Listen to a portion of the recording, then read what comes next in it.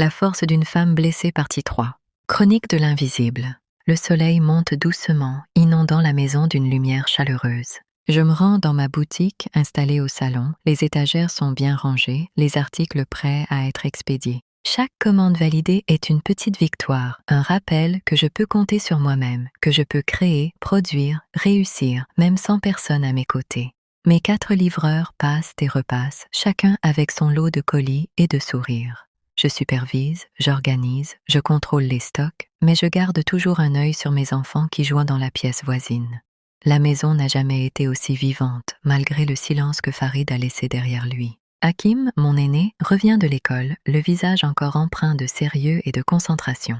Je l'accueille avec un sourire et un câlin. Ses frères le suivent, chacun avec leur énergie et leurs questions. « Maman, j'ai terminé mon devoir, regarde. »« Bravo mon cœur, je suis fière de toi. » Ces moments, si simples, si ordinaires, deviennent pour moi des trésors. Chaque rire, chaque petit succès de mes enfants est un baume sur mon cœur. Je continue mon travail, mais sans oublier de leur consacrer des instants de présence. Le déjeuner est un rituel de partage, de paroles échangées, de sourires et de taquineries. La maison vibre de cette vie que je construis seule, mais pleinement. L'après-midi, je reprends mes commandes et mes expéditions. Les appels des clients, les mails, les messages sur les réseaux sociaux, tout devient un jeu que je maîtrise. Je sens ma confiance revenir, doucement mais sûrement. Et dans chaque colis envoyé, je dépose une part de moi-même, de ma force, de ma résilience. Le soir arrive, et avec lui, un calme nouveau.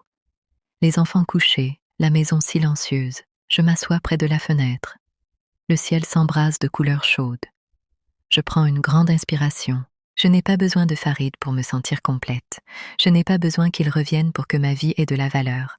Je suis là, entière, forte, capable, et demain, je recommencerai, encore plus déterminée. Contrairement à ma fin de journée précédente, celle-ci m'a été fructueuse. Je comprends enfin cette idée que les femmes défendent avec tant de conviction. Générer son propre revenu, travailler, bâtir quelque chose qui leur appartient.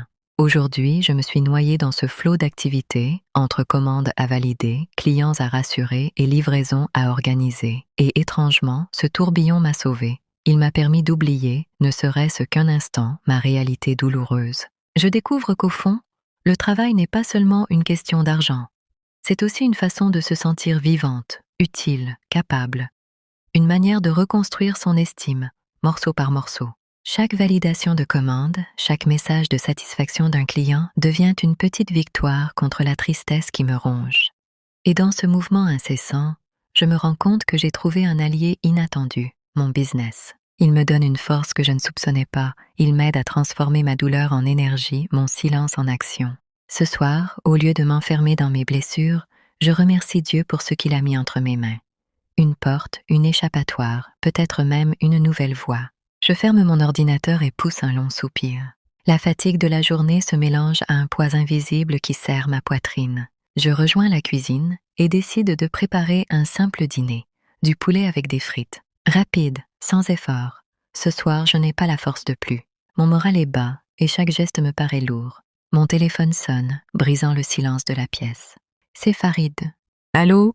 Oui, Nadia, juste pour t'informer que je rentre avec les enfants.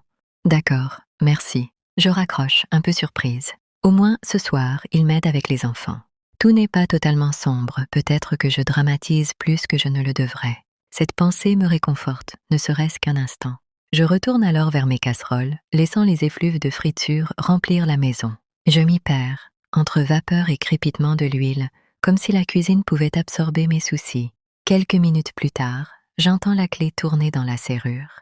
Le bruit familier des portières qui claquent, puis des pas pressés résonnent dans l'entrée. Les voix des enfants montent joyeuses, éclatant comme une musique qui balaie la lourdeur de la maison. « Maman !» s'écrie Hakim en se jetant presque dans mes bras.